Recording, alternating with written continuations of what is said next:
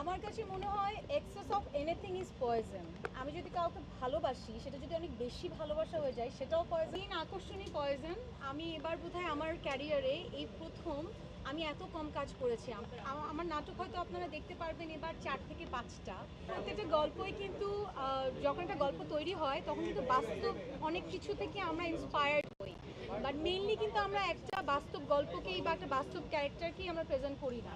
So অবশ্যই আপনারা যখন দেখবেন, আমি তো একজন নাটকের মেয়ে, ওই জায়গা থেকে যখন একটা নায়িকার ক্যারেক্টার প্রেজেন্ট করেছি আমার স্টাডি করতে হয়েছে।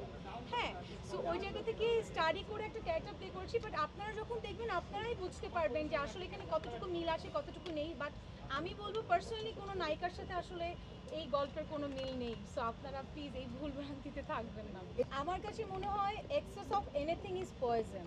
আমি যদি কাউকে ভালোবাসি, সেটা যদি অনেক বেশি ভালোবাসা হয়ে যায়, সেটাও পয়জন হতে পারে। আমি যদি আবার কাউকে ঘৃণা করি, সেটাও যদি অতিরিক্ত মাত্রায় হয়, or if I do anything right or wrong, সেটাও যদি অতিরিক্ত মাত্রায় হয়, সব কিছুই কিন্তু আমাদের লাইফে একটা পয়জন হয়ে দাঁড়াতে পারে।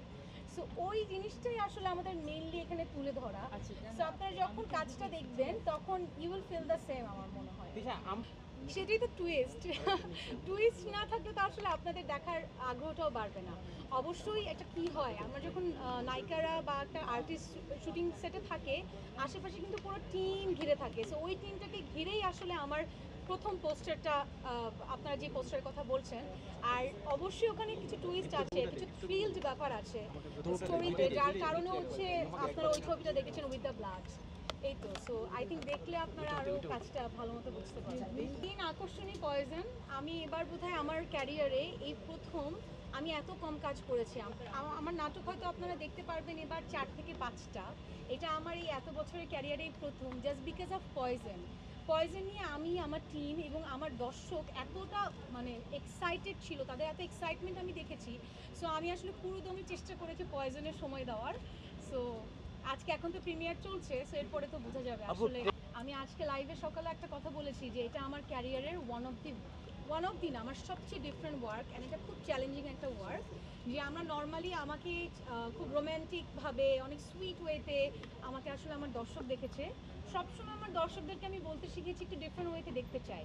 আমার মনে হয় এর থেকে ডিফারেন্ট কিছু আমি জানি না দেখাতে পারবো। দীপ্তর প্রথম যে ওয়েব ফিল্মটা সেটা আমি করেছিলাম, সাহসিকা, সেটা দীপ্ত প্লের প্রথম ছিল। সো ওই জায়গা থেকে I feel so great, I feel so honour, thanks to Dipto, যে আমার আমার সাথে তাদের প্রথম যাত্রাটা শুরু হয়েছে। এবং আমার এখনও মনে আছে দীপ্তর সাথে যখন বসি, আমি তখন কয়েকটা গল্প নিয়ে কথা বলেছি। তো আমি বলেছিলাম যে সবাইকে বলেছিলাম, আপু ভাইয়া মারিয়াম আপুকে বলেছিলাম যে আমি না এই গল্পটা আগে করতে চাই, সঞ্জয় দার। অ্যান্ড তারা আমাকে এত সুন্দর করে সাপোর্ট করেছে, যার কারণে আজকে কিন্তু আমি এখানে দাঁড়িয়ে আছি আপনাদের সামনে একটা ভালো কাজ নিয়ে, একটা ডিফারেন্ট চ্যালেঞ্জিং কাজ নিয়ে।